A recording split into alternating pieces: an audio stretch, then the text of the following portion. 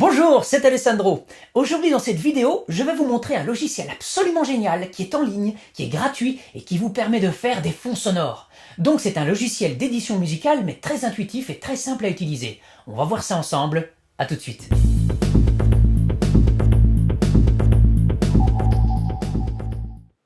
Voilà, alors, bienvenue sur Aviary, c'est un logiciel génial. Vous allez sur advanced.aviary.com/login pour vous loguer. Bien sûr, il faut créer un compte, mais c'est totalement gratuit. Alors, ce que je vais faire, je vais me loguer. Voilà. C'est parti. C'est pas seulement d'ailleurs qu'un éditeur audio, mais nous, c'est ça qui nous intéresse. Vous avez donc Audio Editor Mina, vous voyez ici. Hop. Il va lancer une deuxième fenêtre. Je vais ajuster avec. Et puis voilà, bienvenue dans le logiciel pour créer des sons. Vous allez voir que c'est très rapide. Il y a tout de suite une librairie qui s'ouvre ici, vous voyez. En fait, donc c'est une banque de sons. On a des styles.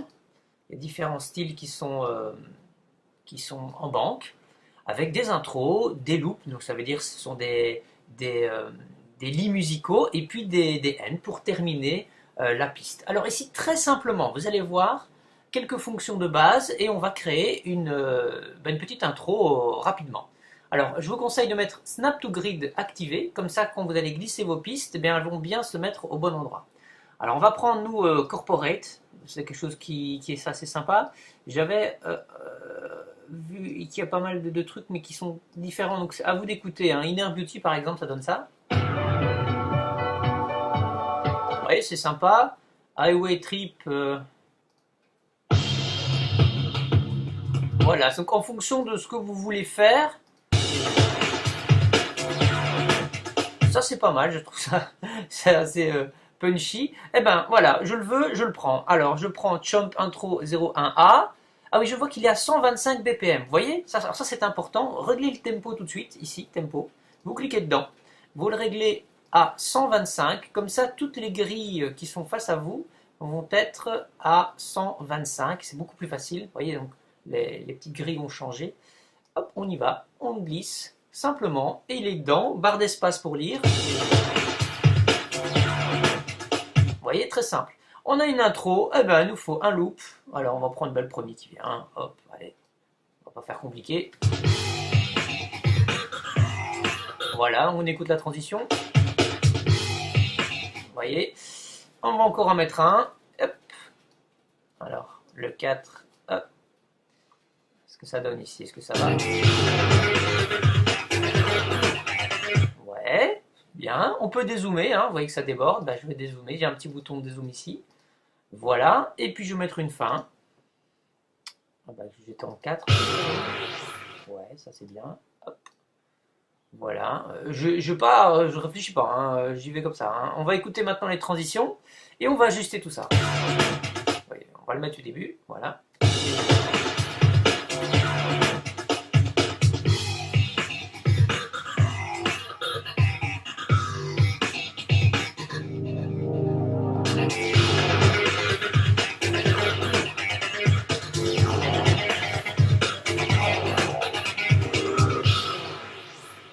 C'est pas mal, j'ai un truc qui est assez potable. J'ai entendu ici que j'ai quelque chose.